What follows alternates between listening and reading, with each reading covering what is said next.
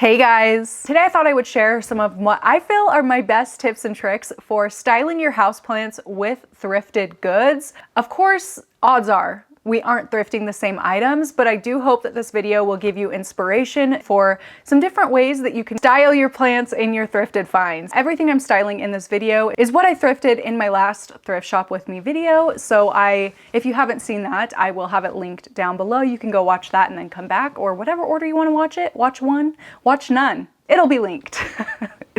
The first thing I'll be showing you is this very shallow bowl clear dish thing. Honestly, there's a million ways you could style something like this, but how I decided to do it this time is actually with just like a central focal point plant, and then I left the rest of it bare. I decided to do this because I've been wanting to propagate this jewel orchid, this Ludicea discolored jewel orchid, and I thought this would be a really great container for it, and I thought it would look really cool, which I do think it looks really, really cool. Let me know what you think. So this one was very easy and straightforward. I just cleaned off the dish and then added a bit of dampened sphagnum moss mixed with a little bit of perlite into the dish. So as I was filling it with sphagnum moss, I did decide to add in some stem cuttings.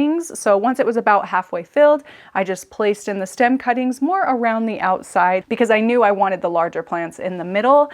And I added my tallest plants in the center. The tallest ones were the ones with blooms. By now the blooms are starting to wilt and die. It's just the way of life. But even though they're starting to shrivel up and die, it still looks really cool. The circle of life.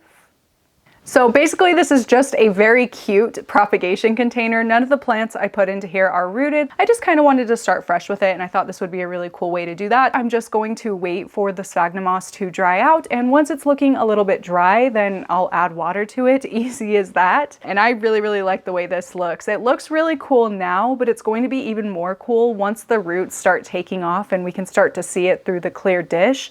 I absolutely love being able to see root systems, so I thought this would be a really cool way to do that. And where it's kind of shallow, I thought it looked cool again with like the taller flowers of the plant. Of course the flowers are going to die off, but this plant can get a little bit taller. I mean, I think it's going to do a lot of really cool things growing out of this pot. Yeah, that's way number one. So cute. Okay, onward. This next one is definitely the most obvious of the bunch, and I feel like a lot of you guys probably already do this, but in case you haven't, something I frequently do with my thrifted finds is, especially for like wicker baskets, really any container you find you can do this for, but you can just use it as like a cover container to hide planters that I don't really love. So the perfect example is this ficus, what is it? Don't like the pot that this is in, so to hide that, instead of having to repot when the plant is not ready to be repotted, I'll just put a plastic container, bowl, anything at the bottom of the wicker basket to protect the wicker from getting wet and moldy, and then I'll put my planter inside of that, inside the basket. So I can just water. I don't have to even take the plant out of the basket to the sink to water it. I can just water it right in the wicker basket. It just saves a lot of time to add that saucer down there, so definitely recommend doing that if you want to try this one out. Yeah, this one is pretty basic. I just do it frequently, so I thought I would share. This next one is one of my favorites that I've done recently, and it is this cool shaped dish. This does not look like much, but it is a Neolepisaurus ovatus variegated fern. It doesn't look super great right now because I just had it sitting in my basement, just on a tray in the basement with no pot or anything. So it's not looking super great, but you get the idea, and it's going to look so cool with this. How I decided to style this cool saucer dish thing is to actually clean off as much of the soil off of the fern's root system as I could. Not totally necessary, and you don't have to get it entirely off. In fact, you can see there's still definitely soil poking out of the top here. I was just very delicate with it because I'm not trying to kill this, and me and ferns struggle. We do. Once my fern was all cleaned up, I did just add a layer of small white pebbles to the bottom of this dish, just like a tiny little bit, so that when I put my plant in, it wasn't touching the base glass. Yeah, I just wanted it to sit a little bit up off the bottom, and added the plant into the middle, and then filled in more rocks around it, and then added more rocks all the way around it up to the top until it pretty much covered the plant. Not all of the plant, not all of the soil or anything. I definitely didn't like compact them down and try to push as many in there as I could. I just very lightly added them on top of this. Once I noticed that the water is dried up, then I'm going to go ahead and add some more. easy peasy. I think this looks really, really cool, even as it is with the plant looking as like not great as it does right now. But if you put like an already healthy plant into this, it would look so cool, right? And this is going to look so cool once the plant comes back. This isn't my favorite one I did, but it's definitely up there. You know what? We're gonna save my favorite one for last. Next up is this amber candle container thing. I truly have no idea what it was, but I love the color of this. I had considered using it as like a cover pot, but where it's kind of see-through, I thought it was going to look a little bit weird. So I decided to use this as kind of a propagation container, an elevated propagation container, basically just the same system. I cleaned it out, added some dampened sphagnum moss with perlite around my cuttings, which the cuttings I decided to add into here are jade syngonium. I thought it looked really nice with this because the leaves are so big and like super deep green, so it doesn't really take away from the container.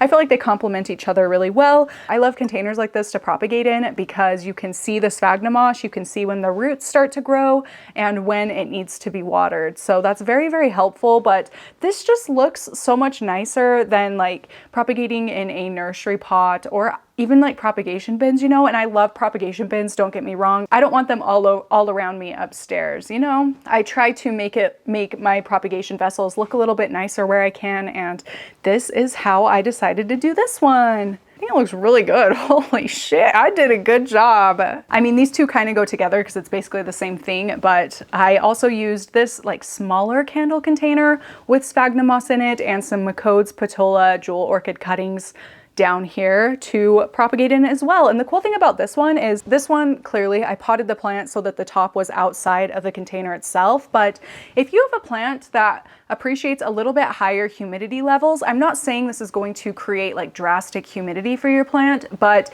doing something like this where you only add the moss to the bottom of the container so that the plant itself is still inside the vessel helps hold in a little bit of humidity around the plant. Definitely not as much as if this were like covered, of course, but it does definitely help, and you can see that here.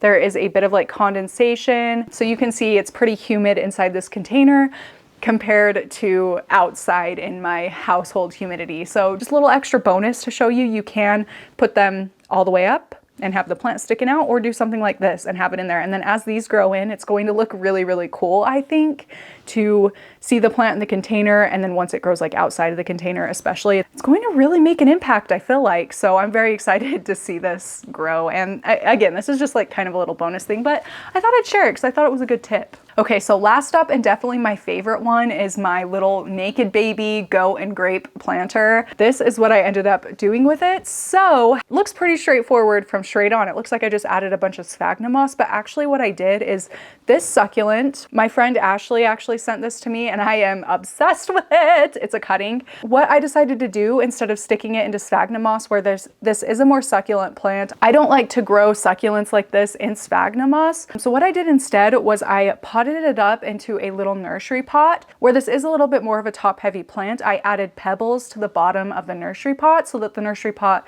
would be heavy enough in comparison to the top of this plant to like not topple over. So I just added a little layer at the bottom of the planter, filled it up with soil, stuck this bad boy in there, and to help see how it's kind of wobbly, to help like stop that from just again toppling over, I actually cut the ends of a couple of toothpicks so that there was one pointy end, one flat end, and then I cut down the very center of the flat end of the toothpicks so that I could spread out the edges to kind of pinch onto the base of the plant, onto the little stems here, to help prop it up. So I did actually end up doing 2 of these to hold it in place. It still wiggles a little bit, but like it's definitely not going to fall over. So it serves its purpose, really easy. I'm sure we all have toothpicks or skewers or something like that lying around the house. So it's a really easy way to help prop up your plant.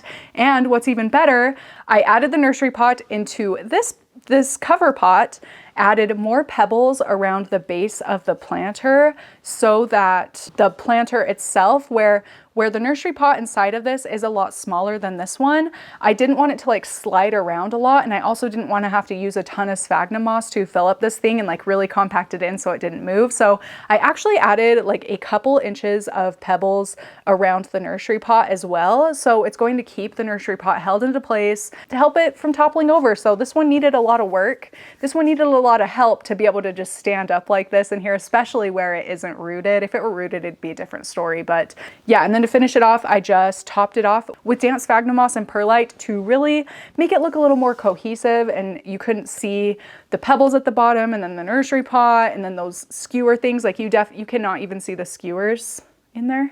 They're very, well, you can a little bit. Yeah, right there. Barely right there, pinched around the stem. It just helps hide it a little bit and look a little bit nicer and a little more cohesive. Ideally, I would have added pebbles to like fill up the entire thing. I think pebbles would look a lot nicer than the sphagnum moss, but I didn't want this thing to be 10 pounds. So I decided to do the sphagnum moss instead, and it still looks nice. It's just totally up to you and how heavy you want your plant to be, but I think this looks so cute. I love this succulent with this planter because it kind of has like a bluish tint, which I think looks really nice with this kind of faded terracotta color we have going on here. So I just really love it. And it's a lot different than how I would normally have potted this up before. So I'm really proud of myself for trying to think outside the box. And like I said, I love how it turned out. Those are all of the ways I've styled recent planty thrift finds. I personally love how they all turned out, but I'm very interested to hear your thoughts and maybe which one was your favorite or your least favorite and why. I'm very intrigued to hear. So please do tell. I'm all ears. I'm all ears. Let me know if you'd like to see more videos like this one in the future. It was very fun for me to make. And yeah, that is it for this video. Thank you so much for watching, and I will see you in my next one. Bye!